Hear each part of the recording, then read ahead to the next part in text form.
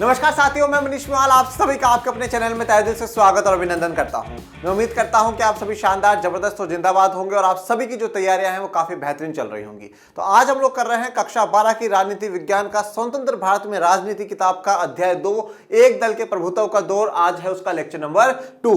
Lecture 1 में हम जान चुके हैं कि एक दल के प्रभुत्व के दौर में और एक दल के शासन में क्या डिफरेंस होता है, क्या बेसिक बातें थी, वो सब कुछ जान चुके हैं। तो वो लेक्चर जरूर देखिएगा। किस प्रकार से निर्वाचन आयोग की स्थापना हुई, कौन पहले मुख्य निर्वाचन आयुक्त बनते हैं, सब कुछ हम लेक्चर 1 में पढ़ चुके हैं। सर आज क्या पढ़ेंगे? आज हम लोग पढ़ेंगे मतदान के बदलते हुए तरीके।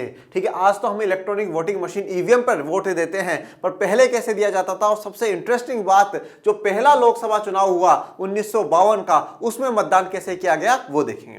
पहले 3 चुनावों में कांग्रेस का प्रभुत्व, ये हम लोग जानेंगे। फिर बात करेंगे कुछ बॉक्सेस में आपको जो लीडर्स हैं उनके बारे में बता रखा है। तो आज जो हम बॉक्स कवर करेंगे वो करेंगे मौलाना अबुल कलाम आजाद जी का, जिनका बर्थ 1888 से लेकर के 1958 तक उनका टाइम पीरियड रहा है, उनके बारे में जानेंगे। फिर आज कुछ विशेष है के बारे में अपन चर्चा करेंगे, तो वो क्या है उसके लिए आप एंडिंग तक बने रहिए और देखते रहिए आज का लेक्चर। चलिए शुरू करते हैं आज का लेक्चर। मतदान के बदलते तरीके। देखिए, मतदान का मतलब क्या होता है? वोट दिया जाए। ठीक है, मत को दान कर दिया जाए। पर आज जो हम लोग मतदान करते हैं वो कैसे करते हैं? हमारे पास इलेक्ट्रॉनिक वोटिंग मशीन होती है, उस पर बटन दबता है, वो ट्यू बोलता है और ट्यू बोलते ही जिस भी कैंडिडेट के नाम के आगे का हमने बटन दबाया है वो उसके में वोट काउंट हो जाता है। आज तो हम काफ़ी अच्छी एडवांस टेक्नोलॉजी पे खड़े हैं।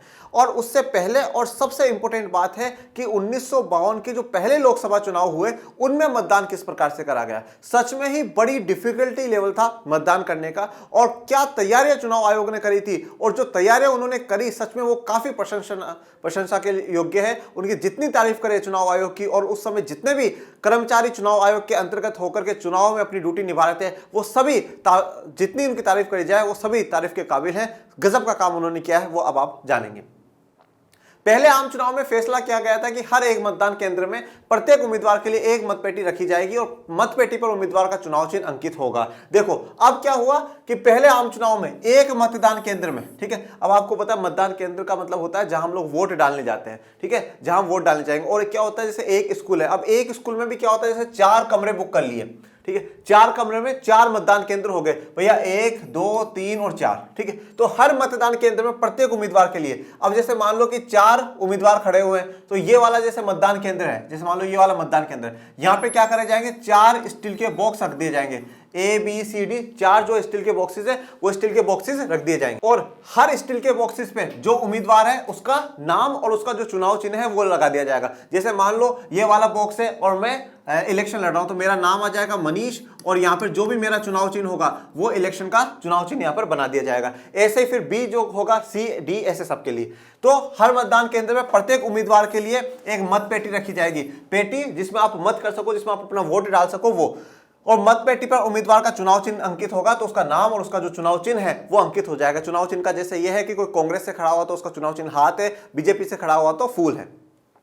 प्रत्येक मतदाता को एक खाली मतपत्र दिया जाएगा जिसे वह अपने पसंद के उम्मीदवार की मतपेटी में डालेगा। देखो अब उस समय 85% जनसंख्या अशिक्षित थी, तो उनको पढ़ना लिखना तो आता नहीं था, तो इसलिए क्या करा गया, उनको खाली पेपर दिया गया, खाली पेपर दिया गया, बस इतना सा पेपर था वो खाली है। अब जैसे मान लो कि भाई मैं वोट डालने गया, अब मेरे सामने 4 कैंडिडेट की पेटियां रखी हुई है, ए की, बी की, सी की और डी की। ठीक है, और सब पे चुनाव चिन्ह बना हुआ है। और जब मेरे पास लोग वोट मांगने आए थे तो उन्होंने कहा था कि इस वाले को वोट देना, इस वाले जो चुनाव चिन्ह इसको वोट देना, इस वाले चुनाव चिन्ह को वोट देना, ऐसा कहा था। तो अब मैंने वहां जाकर के देखा, यार जो बी वाला आया था ना वो बढ़िया व्यक्ति था, बहुत अच्छी अच्छी बातें कर रहा था, तो मैंने अपना जो पेपर है वो खाली पेपर था, उस खाली पेपर को फोल्ड करा और बी वाले डब्बे में डाल करके आ गया। मतलब जैसे ही मैंने वो पर्ची डाली तो वो क्या हो गई, बी के पास अपना अपने वोट चला गया।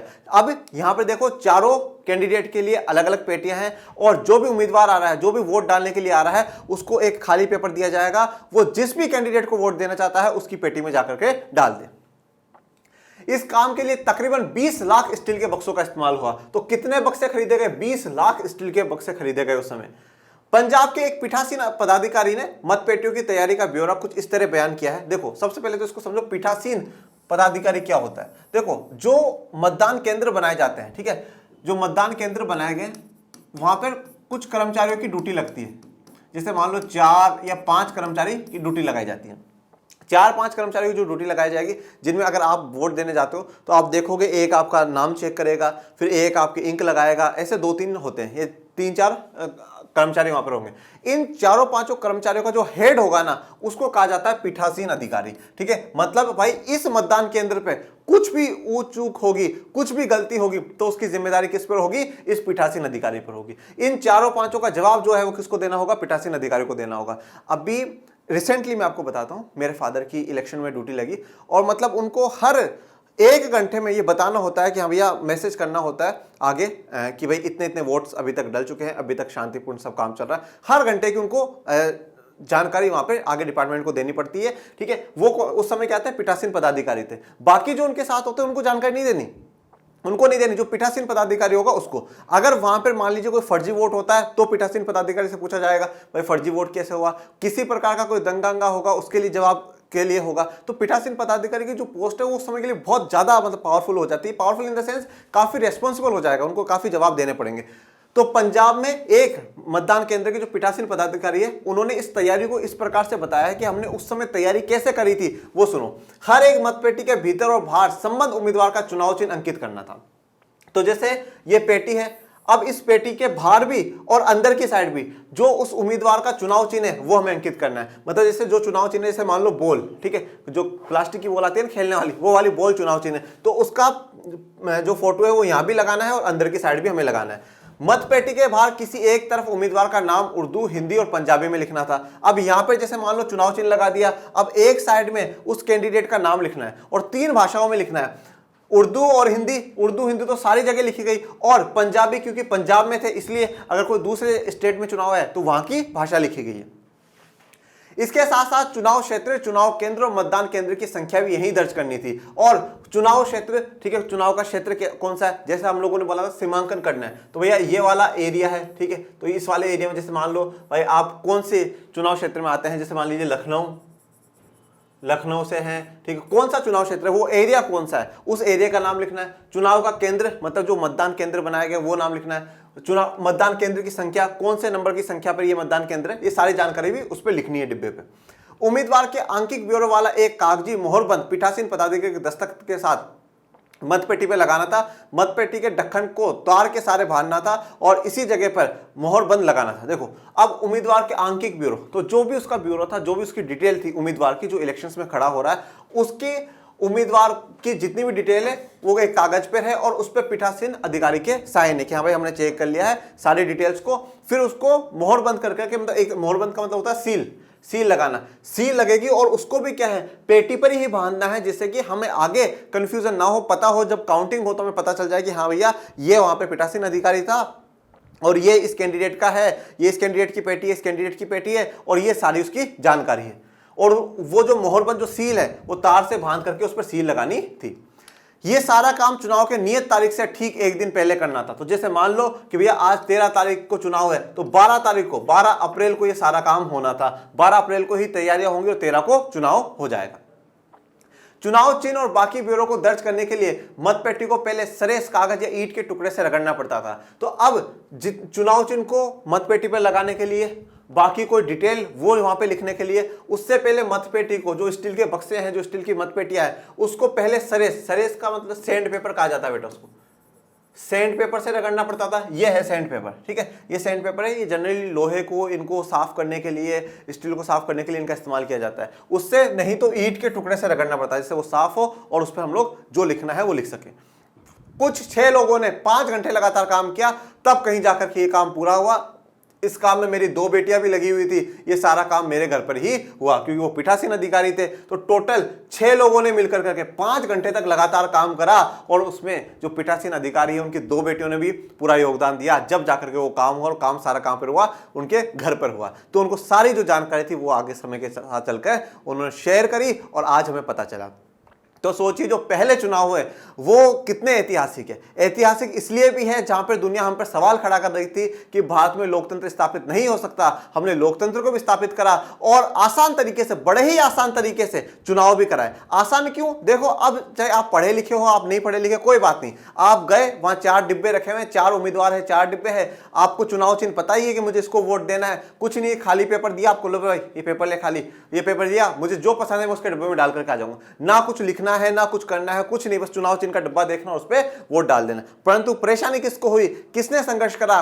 चुनाव आयोग में जुड़े हुए जितने भी चुनाव कर्मी थे उन सब ने। जैसे कि एक पीठासीन अधिकारी की हमने कहानी पढ़ी कि 5 घंटे तक हम लोगों ने लगातार काम करा, तब जाकर के काम हुआ, और उसमें मेरी बेटियों ने सहयोग करा, जब जाकर के पूरा काम हुआ। तो कितना, मतलब आप कह सकते हैं कि शुरुआत में लोकतंत्र को स्थापित करने के लिए जो स्ट्रगल हुआ है, उस स्ट्रगल को आप समझिए। कल हम लोगों ने लास्ट लेक्चर में देखा था कि जो मतदाता सूची बनाने में कितनी समस्या आई थी, उसको वापस से रिव्यू करा गया, फिर उस सूची को जारी करा गया कि हाँ भाई ये लोग हैं जो वोट दे सकते हैं। तो लोकतंत्र को स्थापित करने की इच्छा थी, परंतु हर भारतीय में लोकतंत्र को स्थापित करने की इच्छा थी कि नहीं भाई साहब, लोकतंत्र को स्थापित करना ही है, हमें दूसरे देशों की तरह नहीं है कि 10 साल 5 साल बाद स्थापित कर लेंगे, नहीं, अब भी करना है, चाहे कितनी ही समस्या है। समस्याओं का सामना किया और 1952 में सफल चुनाव कराए गए, और उन सफल चुनाव का परिणाम यह हुआ कि जो दुनिया के लोग हम पर सवाल उठा रहे थे, उन सबके मुंह बंद हो गए, उनकी आलोचनाएं बंद हो गई, वो आलोचनाएं तारीफ में बदल गई, और कहा गया कि भारत में जहां पर 85% जनसंख्या अशिक्षित है,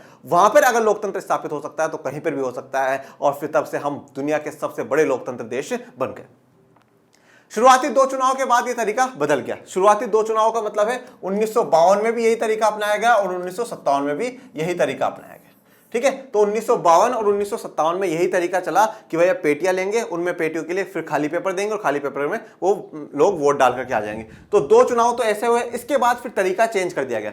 अब तरीके में क्या हुआ, अब मतपत्र पर हर उम्मीदवार का नाम और चुनाव चिन्ह अंकित किया जाने लगा।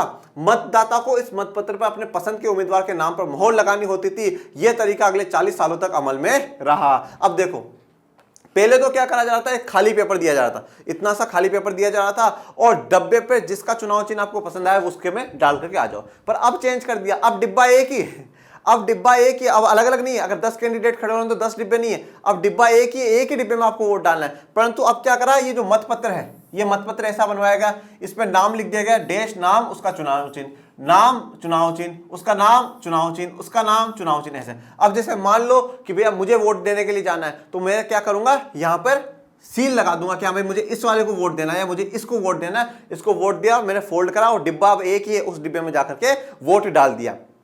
1957 तक जो तरीका अपनाया जा रहा था, उसमें गणना या काउंटिंग कैसे होती थी, हाँ भैया इस डिब्बे में से कितनी 100 पर्चियां निकली, इसको 100 वोट मिले, इसके डिब्बे में से 99, इसको 99 वोट मिले, इसको 50, तो ऐसे काउंटिंग होती थी। अब यहाँ पे क्या था, डिब्बा एक ही था, तो एक ही डिब्बा था, उसमें से निकालते थे, हाँ भैया 1 वोट पहले वाले का, ये इतने इतने, फिर सबके काउंटिंग होती थी कि हाँ भाई इतने इतने वोट सबको मिले हैं और ये विनर हो गया। सन 1990 के दशक के अंत में चुनाव आयोग ने इलेक्ट्रॉनिक वोटिंग मशीन ईवीएम का इस्तेमाल शुरू किया। तो 1990 के दशक के अंत में, 1990 के दशक का मतलब ये हो गया 90, 91 से लेकर के 2000 तक का टाइम। इसके अंत के टाइम में, एंडिंग में आकर के चुनाव आयोग ने ईवीएम को लॉन्च करा, इलेक्ट्रॉनिक वोटिंग मशीन जारी करी, और फाइनली 2004 तक पूरे देश में ईवीएम का इस्तेमाल चालू हो गया। मतलब आप ये कह सकते हैं कि 1952 और 57 के चुनाव तो जो पहला तरीका हमने पढ़ा उससे के द्वारा कराए गए, और 1962 से लेकर करके मैं कहूं 2004 तक के जो चुनाव है ये किससे कराए गए, सेकंड वाले मेथड से कराए गए, सेकंड मेथड से कराए गए। और 2004 से पूरे भारत में, चाहे वो स्थानीय आयोग के चुनाव हो, स्थानीय निकायों के चुनाव हो, चाहे विधानसभा के चुनाव हो, चाहे लोकसभा के हो, चाहे राष्ट्रपति जी के हो, राष्ट्रपति जी या उपराष्ट्रपति जी के तो अब भी ये जो सेकंड वाला सिस्टम है इसी से लागू होते हैं, उनका तरीका भी अलग है, चुनाव होने का और जीतने का जो तरीका वो भी अलग है, उस पर अपने वीडियो पढ़ रखे। परंतु बाकी जो भी चुनाव होंगे, लोकसभा के, विधानसभाओं के, पार्षद के, सरपंच के, सारे चुनावों में फिर ईवीएम इस्तेमाल होने लगी है 2004 से। अब अगर आपको ये चीज और कोई ज्यादा बेहतर तरीके से बता सकता है तो आप आज इस लेक्चर को देखने के बाद अपने मदर या फादर के पास बैठिएगा और उनसे पूछिएगा कि पापा मम्मी आपने कौन कौन से तरीके से वोट डाला है। क्या ये फर्स्ट वाला आप लोगों ने देखा है? क्या आपने कभी दादाजी से, दादी जी के मुंह से सुना था कि भाई ऐसे वोट डाला गया है? और सेकंड वाला तो 100% देखा ही होगा। तो क्या ऐसे वोट डाला करते थे? उसके बारे में हमें थोड़ा और समझाओ कि वहां पर जो मतदान केंद्र है वहां पर कैसी व्यवस्था हुआ करती थी, ठीक है, जो हमारा ID कार्ड होता है वो कैसा बनता था, उसके बारे में आप उनसे पूछना। फिर 2004 के बाद EVM का तो हम सब देख ही रहे, अभी भी देख रहे हैं। और अब तो EVM के साथ और भी चुनाव आयोग कोशिश कर रहा है कि पारदर्शिता बनी रहे और मशीन उसके साथ ऐड करिए। अब EVM के साथ ऐसा कर दिया गया है, यहाँ पर EVM है और यहाँ पर एक मशीन और जोड़ी गई है। तो जैसे मान लीजिए मैंने यहाँ पर X का बटन दबाया कि भाई मैं X को वोट दे रहा हूँ, तो एक बटन दबाते हैं यहाँ पर मुझे एक स्लिप देखने को मिलेगी, ठीक है। तो उस स्लिप से मुझे कंफर्म हो जाएगा मैंने X का बटन दबाया, X को ही वोट गया है, वो स्लिप दिख जाएगी और स्लिप नीचे कर करके गिर जाएगी। तो फिर क्या है, काउंटिंग हो जाती है, भाई X के पास 100 बटन दबे तो क्या 100 स्लिप है? बोले हाँ है, तो मतलब सही है। तो इससे पारदर्शिता और आई है। अच्छा सिस्टम बनाने की कोशिश चुनाव आयोग ने करी है। समय समय के साथ जैसे जैसे टेक्नोलॉजी बढ़ेगी और बेहतर सिस्टम होता जाएगा। ये जैसे एक तस्वीर दिखाई है, जैसे ये दादी माँ है जो वोट डालने आई है। वोटिंग को लेकर करके भारत में एक क्रेज हमेशा से रहा है, लोग मतदान करने जाते हैं और कुछ लोग मतदान के दिन छुट्टी भी लेते हैं, एक राष्ट्रीय अवकाश की तरह मान करके घर पे सोते हैं भी। पर कुछ लोगों को मैंने ऐसा देखा है जो मतलब मतदान के लिए जाते हैं, और बहुत अच्छी बात है, जाना भी चाहिए। कुछ ऐसे हैं जो बिल्कुल जैसे शादी की बिल्कुल तैयारियों में है और वोट डालने जाएंगे। बहुत अच्छी बात है, ये आपका जुनून है लोकतंत्र को बचाए रखने का, लोकतंत्र को बनाए रखने का, बहुत अच्छी बात है। परंतु मैं ऐसा सोचता हूं कि अगर जो व्यक्ति शादी होते ही वोट डालने जा सकता है तो वो 5 मिनट रुक करके कपड़े चेंज करके भी तो जा सकता है। परंतु वो क्या है ना कि मीडिया को दिखाना, देखो साहब मेरी शादी थी और मैं अभी जस्ट वोट डालने आया हूं या आई हूं। तो यार आप 5 मिनट 10 मिनट कपड़े चेंज करके भी जा सकते हो। पर वो क्या है कि हाँ देखो मीडिया के हम उसमें आए कि देखो देखो हम वोट डालने के लिए आए। अब चाहे उन्होंने पहले कभी वोट नहीं डाला और उस दिन के बाद चाहे अगर के चुनाव में वोट ना डाले, पर वो उस दिन दिखाने के लिए जरूर आएंगे। हाँ, ऐसे जो बुजुर्ग जो हमारे लोग हैं वो अगर वोट डालने जाते हैं, बिल्कुल उनको कवर करना चाहिए मीडिया को। वो सच में बड़े ही सम्मान की बात है, बड़ी अच्छी बात है कि वो 80 95 90 साल की उम्र में भी वो चल करके आते हैं और वो देश के लोकतंत्र के बारे में सोचते हैं। चाहे उनको लोकतंत्र का ज्यादा ज्ञान ना हो, परंतु फिर भी वो लोकतंत्र को बचाने के लिए वो अपनी मन पसंदीदा कैंडिडेट को वोट देने के लिए घरों से निकलते हैं। ऐसे लोगों को मीडिया कवर करती है, बड़ी अच्छी बात है, बहुत ही अच्छी बात है। ये लोग दिखावा नहीं कर रहे हैं, इनको दिखावा करने की आदत भी नहीं है। ये लोग सच में अपने लोकतंत्र को बचाने के लिए आगे आए हैं और वोट डालने के लिए आते हैं। ये सच में बड़ी प्रशंसा की बात है। तो 1952 से लेकर के आज 2023 तक जो हमारा पूरा चुनाव का सिस्टम रहता है कि किस प्रकार से हम मतदान करते हैं, वो हम लोगों ने जाना। और इसमें आप बताइएगा, एक्सपीरियंस शेयर करिएगा कमेंट बॉक्स में अपने माता पिता के साथ बात करने के बाद। पहले 3 चुनावों में कांग्रेस का प्रभुत्व। पहले आम चुनाव के नतीजों से शायद ही किसी को अचंभा हुआ हो। तो पहला जो आम चुनाव हुआ वो 1952 में हुआ, 51-52 में हुआ, पर हम उसे पढ़ चुके हैं कि 1952 का ही कहते हैं।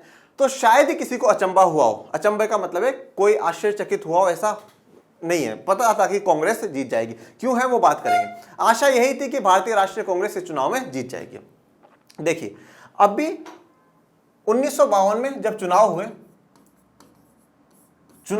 चुनाव के नतीजे आए और नतीजों से यह पता चला कि टोटल लोकसभा में 489 सीट्स है और इन 489 सीट में से 364 सीटें किसने जीत ली है? कांग्रेस ने जीत ली। अब आप सोचोगे 489 में से 364 सीटें जीतने एक बहुत बड़ा मतलब 75 से 80% तक की जो सीटें हैं वो अकेले कांग्रेस ने जीत ली। परंतु इस पर हमें ज्यादा आश्चर्यचकित होने की आवश्यकता नहीं है। क्यों नहीं है? उसके कारण सुनिए। पहली बात तो यह कि कांग्रेस के सबसे जो बड़ा बेनिफिट कांग्रेस को समय मिला वो ये था कि कांग्रेस स्वतंत्रता आंदोलन में जुड़ी हुई रही है। तो स्वतंत्रता आंदोलन लोगों का यही मानसिकता थी कि जिन्होंने हमें गोरों से आजादी दिलाई ना, वही हमें हमारे देश में जितनी भी समस्या है उन समस्याओं से आजादी दिलाएंगे।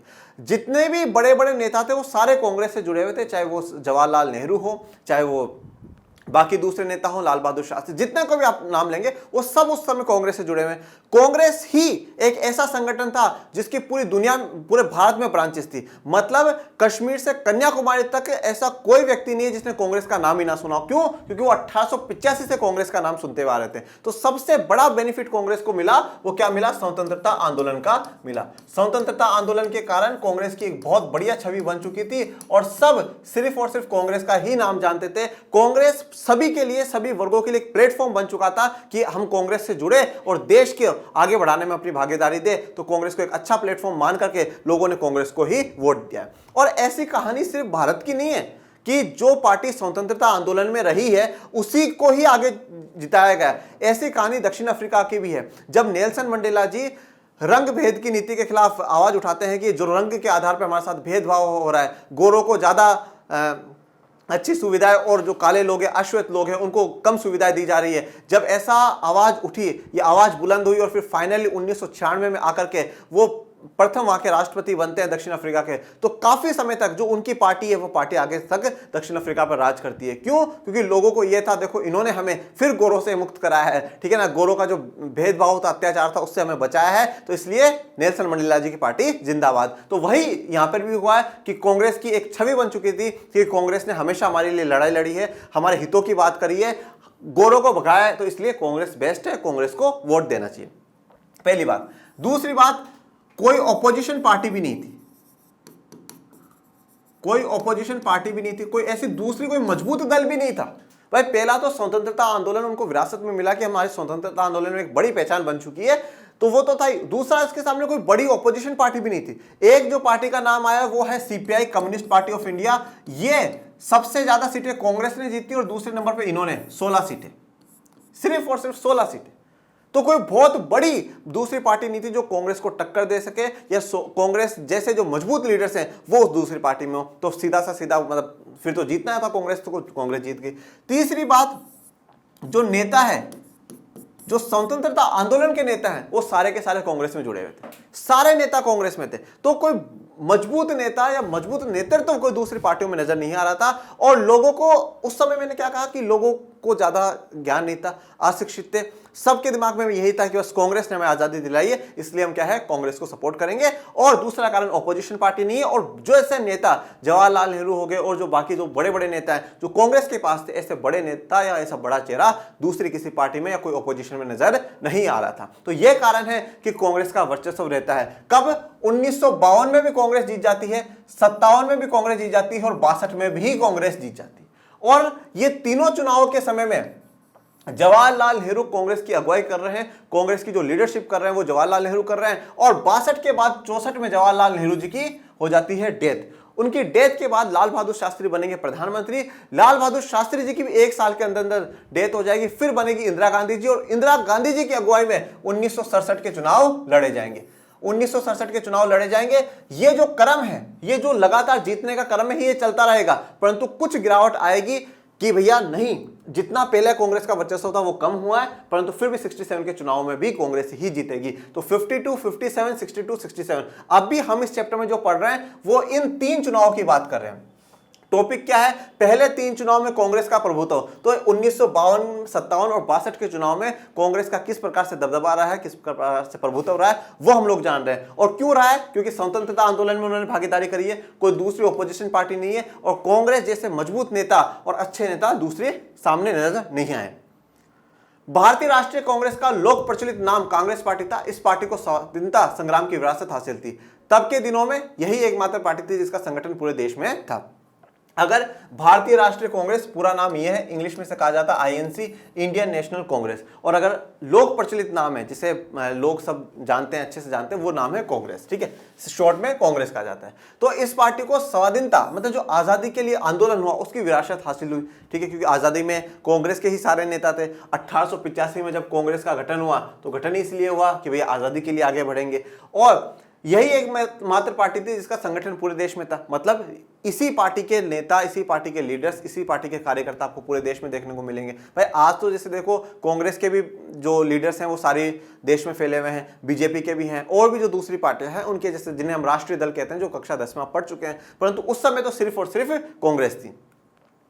फिर इस पार्टी में खुद जवाहरलाल नेहरू थे, जो भारतीय राजनीति के सबसे करिश्माई और लोकप्रिय नेता थे। नेहरू ने कांग्रेस पार्टी के चुनाव अभियान की अगुवाई की और पूरे देश का दौरा किया। और फिर इस पार्टी में कांग्रेस की कमान किसने संभाल रखी थी? जवाहरलाल नेहरू ने खुद, जो एक करिश्माई और लोकप्रिय नेता थे, ठीक है ना, गजब के ही नेता थे, ठीक है, काफी फेमस, काफी पॉपुलर थे, और कदम कदम पे गांधी जी के, सरदार पटेल जी के साथ चलने वाले नेता थे। तो भारत के हर बच्चा अच्छे से जानता था नेहरू जी को। तो इन्होंने कांग्रेस की कमान को संभाला और पूरे देश की यात्रा करी और लोगों से निवेदन करा कि भैया आप हमें ही वोट देना, आप कांग्रेस को ही वोट देना और कांग्रेस को ही सत्ता में बिठाना। यह है जवाहरलाल नेहरू जी। जब चुनाव परिणाम घोषित हुए तो कांग्रेस पार्टी की भारी भरकम जीत से बहुतों को आश्चर्य हुआ। ठीक है, अब जब चुनाव परिणाम घोषित हुए तो पार्टी की भारी भरकम जीत हुई। काफी लोगों को थोड़ा बहुत आश्चर्य हुआ, पर होना नहीं चाहिए था क्योंकि पता था कांग्रेस जीतने वाली है।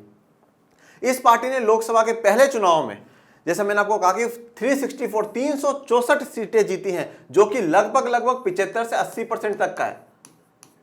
और इस तरह वह किसी भी प्रतिद्वंदी से चुनावी दौर में बहुत आगे निकल गई थी। तो मतलब 75 से 80% सीटें कांग्रेस ने जीत ली। तो कोई भी आसपास में कोई भी कॉम्पिटिटर पार्टी नहीं थी, और थी तो उनसे बहुत आगे कांग्रेस निकल चुकी थी। जहां तक सीटों पर जीत हासिल करने का सवाल है, पहले आम चुनाव में भारतीय कम्युनिस्ट पार्टी दूसरे नंबर पर रही, उसे कुल 16 सीट हासिल हुई, जिसे हम इंग्लिश में क्या कहते हैं, communist party of India, CPI. तो दूसरे नंबर पर कौन रही, सीपीआई रही, जिसे कितनी सीटें मिली, 16 सीटें मिली। मतलब एक तरफ 364 है और एक तरफ 16 सीटें। ये फर्स्ट पर है और 16 वाले सेकंड पे। तो अब आप सोचिए कितना बड़ा डिफरेंस रहा होगा। ये कम्युनिस्ट पार्टी का जो लोगो है वो दिखाया। लोकसभा के चुनाव के साथ साथ विधानसभा के भी चुनाव कराए गए थे। कांग्रेस पार्टी को विधानसभा के चुनाव में भी बड़ी जीत हासिल हुई। तो हमने पढ़ा था कल के लेक्चर में कि 3200 विधायक, और ये विधायक कहां बनते हैं बच्चों, विधायक बनते हैं राज्यों की विधानसभाओं में। ये सब आपने कक्षा 11th में पढ़ रखा है संविधान वाली किताब में। तो 3200 विधायकों के चुनाव और बाकी संसद में लोकसभा के लिए तो चुनाव कराए गए जो अभी तक हम लोग पढ़ रहे थे। तो राज्यों की विधानसभाओं के चुनाव भी साथ में ही हुए। उस समय साथ में चुनाव हुआ करते थे, लोकसभा के लिए भी और विधानसभा के लिए भी चुनाव साथ में हुआ करते थे। अब क्या है, अब थोड़ा सा ऊपर नीचे होने के कारण, मतलब बीच बीच में गैप आया कहीं पे चुनाव में।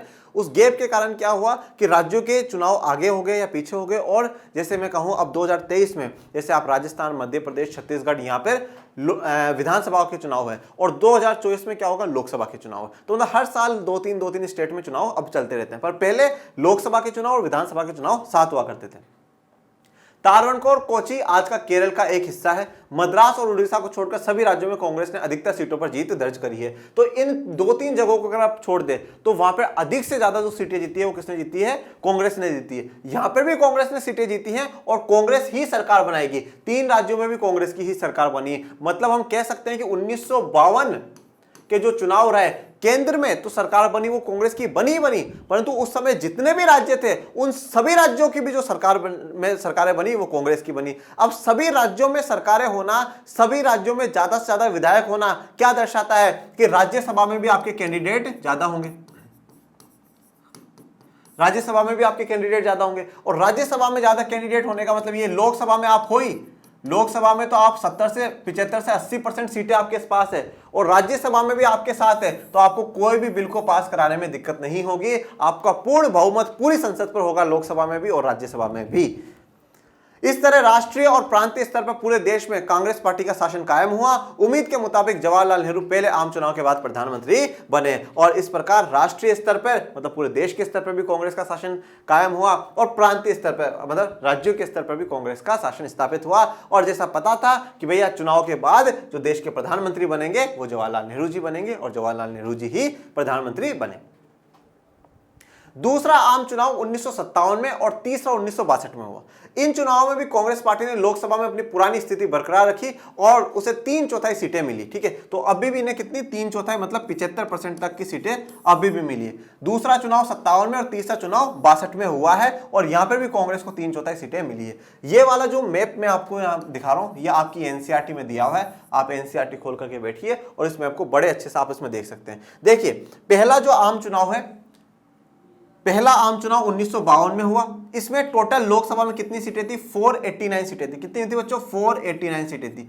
इसमें से भारतीय राष्ट्रीय कांग्रेस ने कितनी जीती, 364 सीटें जीती। उसके अलावा फिर दूसरों का दे रखा है, बाकी कोई निर्दलीय हो जो किसी पार्टी से नहीं हो 37, फिर जो सीपीआई है उसने 16, ऐसे औरों का दे रखा है। फिर दूसरा चुनाव हुआ 1957 में। कब हुआ, 1957 में। पर अब यहाँ पे सीटें बढ़ चुकी हैं, 5 सीटें और ऐड कर दी गई, 494, 494 सीटें यहां पर हो गई। अब इन 494 में से 371 सीटें, कितनी, 371 सीटें कांग्रेस ने जीती है। पहले 364 थी, ठीक है, अब तो मतलब +7 ही हुई है। ठीक है, अगर टोटल में 5 बढ़ा तो ये 7 सीटें कांग्रेस ने जीती हैं। तो कांग्रेस पहले वाला ही परफॉर्मेंस अभी भी कर रही थी।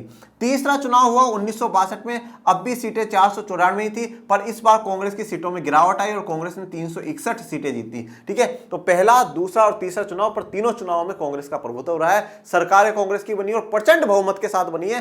75-80% सीटें कांग्रेस के हाथ में तीनों ही टाइम लोकसभा में रही है। ये आपको पूरा मानचित्र दिखाया है और किताब में ही है, तो एक बार आप इसको देख लीजिएगा और यहां पे जो लिखा हुआ है वो पढ़ लीजिएगा।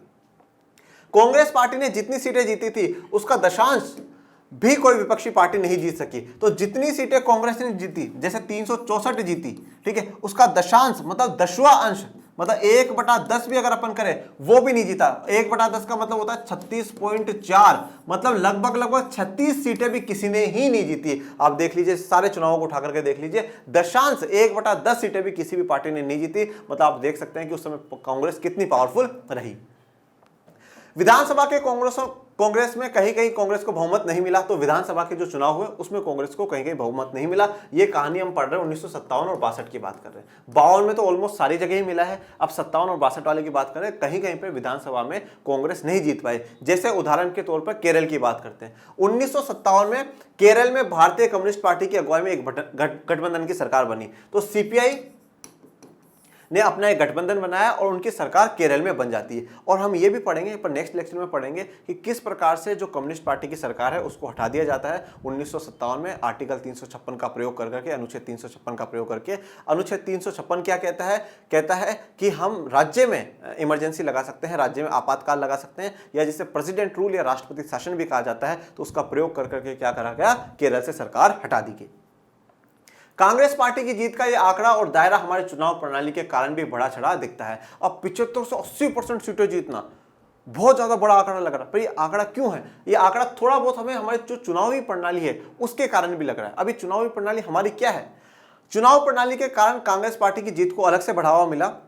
मिसाल के लिए 1952 में कांग्रेस पार्टी को कुल वोटों में से मात्र 45% वोट हासिल हुए, लेकिन कांग्रेस को 74% सीटें हासिल हुई। देखो, अब 45% वोट, मतलब जितने भी वोट डले हैं, जितने भी वोट पूरे भारत में डले, मान लो 100 लोगों ने वोट डाला है, तो 100 में से 45 ही लोग हैं जिन्होंने कांग्रेस को वोट डाला है। परंतु सीटें कितनी जीत गए? 74। मतलब पूरे देश में अगर 100 सीटें हैं तो उसमें से 74 सीटें, 74 जगह जो कैंडिडेट जीते हैं वो कांग्रेस के जीते हैं। ये क्या बात हुई सर? वोट कम मिला है, वोट 50% से भी कम मिला है और सीटें 50% से भी बहुत ज्यादा, 74 सीटें जीती है, 74% सीटें जीती हैं। ऐसा क्यों? ऐसा आप सभी ने पढ़ा होगा। क्यों? क्योंकि हमने क्लास 11th में पढ़ा है हमारे देश में कौन सी व्यवस्था चलती है। हमारे देश में चलती है कि जिसके ज्यादा मत होंगे वो जीत जाएगा, चाहे वो एक ही वोट से क्यों ना हो, वो जीत जाएगा। फिर वहां ये नहीं ध्यान दिया जाता है कि कितने से कम है, कितने ज्यादा है, बस ज्यादा मत है, वो ज्यादा है तो ज्यादा है, वो जीत जाएगा। सोशलिस्ट पार्टी वोट हासिल करने के लिहाज से दूसरे नंबर पर रही। 1952 के चुनाव में पूरे देश में कुल 10% वोट मिले थे, लेकिन यह पार्टी 3% सीटें भी नहीं जीत पाए। देखो, अब एक बात ध्यान रखना, 19 से 52 के चुनावों को लेकर के सबसे ज्यादा सीटें किसने जीती? कांग्रेस ने, 364। ठीक है, सबसे ज्यादा सीटें किसने जीती? कांग्रेस ने। सबसे ज्यादा वोट भी किसको मिला है? 45% कांग्रेस को ही मिला है। अब आप बोलोगे सर 55 दूसरी पार्टियों को, पर ये दूसरी पार्टियों में 55% बट गया, किसी को 1%, किसी को 2%, किसी को 10%, ऐसे, पर 45% कांग्रेस को सबसे ज्यादा मिला है। अब अगर मैं ये कहूं कि दूसरे नंबर पर कौन रहा, तो दूसरे नंबर पर सीटों के मामले में कौन रहा है? सीपीआई रही है। सीपीआई को ज्यादा सीटें मिली है, दूसरे नंबर पर रही है। पर अगर मैं वोट परसेंटेज की बात करूं तो सोशलिस्ट पार्टी रही है 10%। इनको वोट 10% मिले हैं, पर सीटें 3% भी नहीं मिली है। सर्वाधिक वोट पाने वाले की जीत, यह सिस्टम हम लोग पढ़ करके आए हैं क्लास 11th में कि जिसको सर्वाधिक वोट मिलेंगे उसी की क्या होगी? जीत होगी। ऐसे में अगर कोई पार्टी बाकियों की अपेक्षा थोड़े ज्यादा वोट हासिल करती है तो दूसरी पार्टियों को प्राप्त वोटों के अनुपात की तुलना में उससे कई ज्यादा सीटें हासिल होती है। तो अगर दूसरे पार्टी के कैंडिडेट की तुलना में हमारा कैंडिडेट ज्यादा वोट ले जाता, चाहे एक ही वोट क्यों ना ले जाए, तो वो जीता हुआ मानेगा और दूसरा जो है बाकी हारे हुए मानेंगे। फिर चाहे सीटें ज्यादा हो, परसेंटेज कितना हो, उससे फर्क नहीं पड़ता। बाकी हमने इजराइल का वहां का पढ़ा था, तो वहां पर एक अलग सिस्टम चलता है, लिस्ट वाला सिस्टम चलता है, वो हम सब ने क्लास 11th में पढ़ा है। इसीलिए मैं कहता हूं कि अगर आपको भारत के संविधान को समझना है, क्लास 11th की किताबें पढ़िए। आपको दुनिया के काफी इलेक्शन सिस्टम को समझना है, आप क्लास 11th की कॉन्स्टिट्यूशन वाली बुक पढ़िए। और आप ऐसा मत सोचिएगा कि लोग एक एक वोट से भी जीतते हैं। ये हमारे यहाँ का जब नगर निगम के चुनाव हुए, जहां पार्षदों के चुनाव होते हैं, दो बड़े कैंडिडेट्स सिर्फ और सिर्फ एक वोट से डिफरेंस रहता है। जो जीतते हैं वो एक वोट उनको ज्यादा मिला है और जो हारते हैं उनको एक वोट कम मिला है। मतलब मान लीजिए जीतने वाले को 100 मिले हैं और हारने वाले को 99 वोट मिले, बस एक वोट के कारण व्यक्ति जीत जाता है। इसलिए कहा जाता है कि एक एक वोट भी कीमती है, उम्मीदवार के लिए भी कीमती है और हमारे लिए भी कीमती है कि हम हमारे कैंडिडेट को वोट डाल करके आए जो कि वो जीते और जैसा काम हम चाहते हैं वो वैसा काम देश के लिए करें। तो यहां कांग्रेस का प्रभुत्व हमने समझ लिया। अब बात करते हैं मौलाना अबुल कलाम आजाद जी की। इनका जो नाम है अबुल कलाम मोइनुद्दीन अहमद है। इस्लाम के विद्वान थे, काफी जाने माने विद्वान हैं इस्लाम के। स्वतंत्रता सेनानी रहे और कांग्रेस के नेता रहे, गांधी जी के साथ रहे हैं कदम से कदम मिलाकर के। हिंदू मुस्लिम एकता के प्रतिपादक हैं, तो ये चाहते थे कि हिंदू मुस्लिम एकता बनी रहे। विभाजन के विरोधी थे, कभी नहीं चाहा कि विभाजन हो, तो मुस्लिम लीग ने विभाजन की डिमांड करी, उसका विरोध करा। संविधान सभा के सदस्य रहे और स्वतंत्र भारत में जो पहला मंत्रिमंडल बना उसमें शिक्षा मंत्री बने। तो पहले एजुकेशन मिनिस्टर कौन रहे? मौलाना अबुल कलाम आजाद जी रहे। अब बात करते हैं डॉक्टर अंबेडकर की। आपकी बुक में पहले ही पेज पर एक साइड में कोटेशन दिया हुआ है, एक बात कही हुई है, उसको पढ़ते हैं। हिंदुस्तान की राजनीति में नायक पूजा जितनी बड़ी भूमिका अदा करती है उसकी तुलना दुनिया के किसी भी देश की राजनीति में मौजूद नायक पूजा के भाव से नहीं की जा सकती। लेकिन राजनीति में नायक पूजा का भाव सीधे पतन की ओर ले जाता है और यह रास्ता तानाशाही की तरफ जाता है। तो ये पूजा नायक की बात मैंने आप लोगों से क्लास 11th में भी करी थी। यहाँ पे डॉक्टर अंबेडकर क्या कहते हैं कि हमारे देश में राजनीति में पूजा नायक देखने को मिलते हैं। पूजा नायक का मतलब क्या होता है कि हम जो हमारे लीडर्स हैं ना उनको पूजा कर रहे हैं, उनकी वर्शिप हम लोग कर रहे हैं। नहीं साहब मेरा नेता ऐसा, मतलब हम लोग बिल्कुल बिना सोचे समझे उस पर विश्वास कर रहे हैं, नहीं बस सही है। पर क्या होता है जब हम एक लीडर को इतना मानने लग जाते हैं कि बस उसकी पूजा ही करने पे आतुर हो जाए, उसके हर बात को आंख बंद करके विश्वास करने लग जाए, तो वो नेता क्या वो ये सोचने लगा जनता तो मेरे साथ है ही, तो इसलिए क्या करना, डिसीजन ले लो जो लेना है, जनता तो अपना विरोध करेगी नहीं क्योंकि जनता अपने साथ है, क्योंकि मेरी तो लोग पूजा कर रहे हैं तो इसलिए वो मेरे खिलाफ थोड़ी जाएंगे। तो अगर ऐसा होता है, अगर राजनीति में पूजा नायक होती है तो वो सिर्फ और सिर्फ देश को कहां लेकर के जाती है? तानाशाही की ओर लेकर के जाती है। मतलब डॉक्टर अंबेडकर कहना चाहते हैं कि राजनीति में पूजा नायक जो है वो लोकतंत्र के लिए खतरनाक है। लोकतंत्र को बचाना है तो राजनीति में पूजा नायक नहीं होनी चाहिए। मतलब जो लीडर्स है उनको इतना सम्मान नहीं देना चाहिए कि उनको लगे कि जनता तो हमारे साथ ही है और बिना सोचे समझे बस हाँ वो जो कर रहे हैं सही है, उन्होंने जो करा है वो सही है। नहीं, हमें हर बात का पता लगाना चाहिए कि सरकार जो कर रही है वो सही है या गलत है, और सही गलत का आधार जो है हम कैसे मेजर करें कि वो चीज सही है या गलत है, तो वो भारत का संविधान है। डॉक्टर अंबेडकर यहाँ पे ये भी कहते हैं कि ऐसी बात नहीं कि पूजा नायक दूसरे देशों में नहीं है, वहां पर भी है, परंतु हमारे देश के वाले से कंपैरिजन नहीं, हमारे देश में कुछ हाई लेवल ही है। ठीक है, लोग मतलब पागल है नेता के पीछे, और ये चीज आप नॉर्मली देख भी सकते हो, चाय की दुकानों पे कहीं पर भी लोग नहीं साहब हमारे वो नेताजी है, हमारी पार्टी बढ़िया है, ऐसा लोग अपने पर्सनल रिलेशंस खराब कर लेते हैं। ठीक है, तो यहाँ पे डॉक्टर अंबेडकर ने जो विचार रखे 25 नवंबर 1949 को संविधान सभा में। ठीक है, चलिए अब बात करते हैं विशेष। आज 13 अप्रैल है, ठीक है, और क्लास 11th में आप लोग पढ़ते हुए आए हैं जलियांवाला बाग हत्याकांड के बारे में। ठीक है, आप सभी को अच्छे से पता होगा कि 13 अप्रैल 1919 को पंजाब के अमृतसर में जलियांवाला बाग में लोग वैसाखी का त्यौहार मनाने के लिए और रोलेट एक्ट का विरोध करने के लिए एकत्रित होते हैं, और जनरल डायर वहां जाता है और मार्शल लॉ लगा हुआ था और सारी तरफ से जितने भी गेट बाहर जाने के रास्ते होते हैं उन सबको बंद कर देता है और आंधाधुंध फायरिंग करवा देता है, और फायरिंग से हजारों की संख्या में लोग मर जाते हैं। ये वहां पर एक कुआं है जहां पर 120 लोगों की छुपने की कोशिश करी, परंतु उन पे भी गोलियां चला करके मारा गया। 120 डेड बॉडीज यहां से मिली थी, और ये देखिए बुलेट्स के आप देख सकते हैं जो बुलेट्स थी उनके यहाँ पे साइन मैंने आप लोगों को दिखाया। तो जलियांवाला बाग हत्याकांड में जितने भी भारत के लोग शहीद हुए थे उन शहीदों को बारंबार कोटि कोटि नमन, और फिर जनरल डायर को लंदन में जाकर के मारने वाले उधम सिंह जी को भी बार बार कोटि कोटि नमन। उन्होंने उसी दिन सोच लिया था उधम सिंह जी ने कि भैया मैं अब इस जनरल डायर को छोड़ूंगा नहीं, इसी के देश के लोगों के सामने इसको मारूंगा, और एक भरी सभा में जाकर के उनको 3 गोलियां उन्होंने दाग दी थी। तो जलियांवाला बाग हत्याकांड में जितने भी भारतीय शहीद हुए उन सबको कोटि कोटि नमन करते हैं। और अब कल है 14 अप्रैल, तो 14 अप्रैल विशेष इसलिए हो जाती है क्योंकि अब भी हमने जिस महापुरुष के विचार पढ़े जिन्हें हम बाबा साहब अंबेडकर कहते हैं, उनकी कल जन्मतिथि है, 132वीं जन्मतिथि उनकी है, और पूरा देश बड़े ही सम्मान से ये जन्मतिथि मनाता है। तो पूर्ण हम लोग बाबा साहब अंबेडकर को भी नमन करते हैं जो भारतीय संविधान के रचयिता हैं, दलितों के, पिछड़ों के, महिलाओं के मसीहा हैं और रिजर्व बैंक ऑफ इंडिया के संस्थापक के रूप में भी जाने जाते हैं। तो ये बातें आज थी, और बाकी आगे कोई किसी महापुरुष की जयंती आती है, किसी महापुरुष का डेथ एनिवर्सरी आती है, तो हम कोशिश करेंगे उन पर और भी विस्तार से बड़ी चर्चा करने की, जिससे कि हम सिर्फ हमारे कोर्स की बात ना पढ़कर, कोर्स की तो पढ़नी है, उसके साथ साथ जो हमारे महापुरुष हैं उनके स्ट्रगल से हम लोग हमारा जीवन सीख सके कि भैया हम उनसे ये चीज़ें सीखनी चाहिए। ठीक है, तो हम वो भी पूरी कोशिश करेंगे। बस आप पढ़ते रहिए, और कोई आपके मन में ऐसी बात आती है कि नहीं सर इस चीज़ पे वीडियो बनाइए या इस महापुरुष के बारे में हमें बताइए, तो आप वो भी बताइएगा, हम वो भी काम करेंगे। परंतु आज के लिए इस लेक्चर को यहीं विराम देते हैं। पढ़ते रहिए, आगे बढ़ते रहिए, और इस प्लेटफॉर्म को सभी लोगों तक पहुँचाते रहिए, सभी लोगों तक पहुंचाए, जिससे कि सबको अच्छे से अच्छी एजुकेशन मिल सके। ज़्यादा से ज़्यादा लाइक शेयर सब्सक्राइब करें, और मिलते हैं नेक्स्ट लेक्चर में। तब तक के लिए थैंक यू सो मच। जय हिंद, जय भारत।